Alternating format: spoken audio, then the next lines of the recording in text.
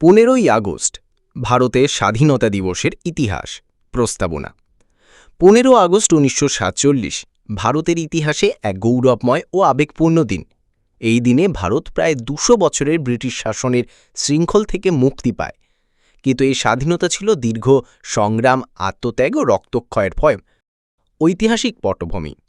1757 সালের প্লাসির যুদ্ধ দিয়ে ভারতে ব্রিটিশ ইস্ট ইন্ডিয়া কোম্পানির প্রভাব শুরু হয়। ধীরে ধীরে তারা ভারতবর্ষের বৃহৎ অংশ দখল করে এবং অর্থনৈতিক, সামাজিক ও রাজনৈতিকভাবে শোষণ চালায়।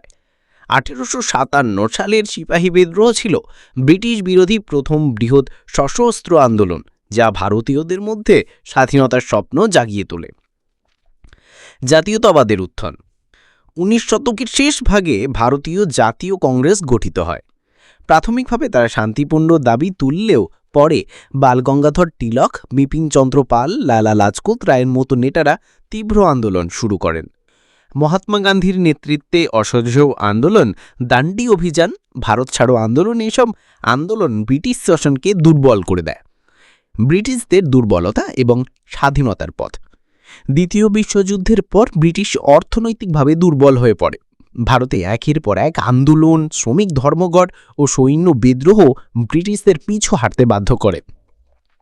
1947 সালের জুনে শেষ ব্রিটিশ ভাইসরয় লর্ড মাউন্টব্যাটেন ঘোষণা করেন ভারতকে স্বাধীনতা দেওয়া হবে।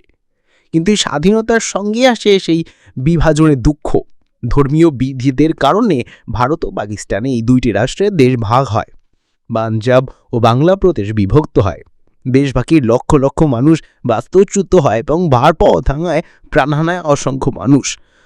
15 আগস্টের মুহূর্ত।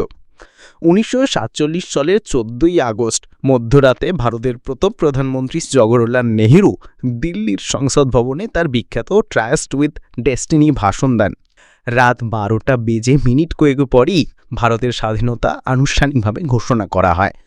15 আগস্ট সকালে লালকেল্লায় প্রথমবারের মতো ভারতীয় তিরঙ্গা পতাকা উত্তোলন করা হয়। বর্তমান উদযাপন। আজও প্রতি বছর 15 আগস্ট সারা ভারতে জাতীয় পতাকা উত্তোলন, কুচকাওয়াজ, সাংস্কৃতিক অনুষ্ঠান, দেশপ্রেমমূলক গান ও বক্তৃতার মাধ্যমে দিনটি উদযাপিত হয়। স্বাধীনতার এই দিনটি শুধু আনন্দের নয়, বরং সেই সংগ্রামী শহীদদের স্মরণ করারও দিন, যারা স্বাধীনতার জন্য জীবন উৎসর্গ করেছিলেন। সমাপ্তি।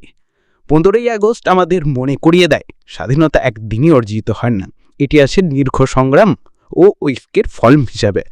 এই স্বাধীনতা রক্ষা করা আমাদের দায়িত্ব, যাতে ভবিষ্যৎ প্রজন্ম একইভাবে স্বাধীনতার সুফল ভোগ করতে পারে।